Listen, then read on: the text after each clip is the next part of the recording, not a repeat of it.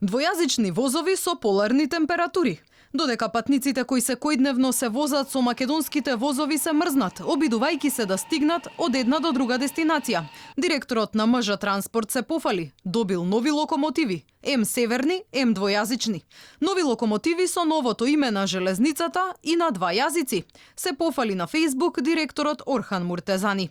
За ова Алфа одговор побара во кабинетот на директорот. Прашавме дали е во ред да се прави помпа од двојазичните вагони додека патниците се жалат за лошите услови во железничкиот сообраќај.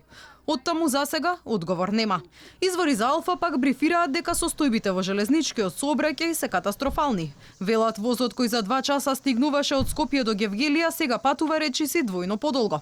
Причина за тоа е што новите кинески возови кои беа донесени во времето на претходната влада воопшто не се одржувале, па наместо со полна пареа, тие сега сообраќале со само еден мотор.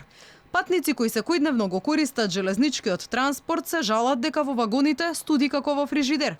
Најтешко име на работниците и студентите кои секојдневно брзаат да стигнат во главниот град. Велат наместо да се згреат во вагоните, тие едва и ги издржуваат минусните температури во раните утрински часови. Извори во железници пак велат дека на студот во возовите пред раководството се пожалиле и машиновозачите и кондуктерите.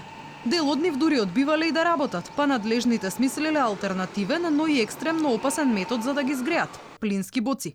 За ова преку социјалните мрежи реагираа и од Комисијата за инфраструктура, урбанизам и транспорт на ВМРО ДПМН, според кој инсталирањето на плински боци во локомотивите е темпирана бомба. И додека власта ветуваше подобри услови во железничкиот сообраќај. Оваа сезона скратени се повеќе редовни линии. Возовите од Скопје кон Велес и Битола ќе сообраќаат со проратчен распоред.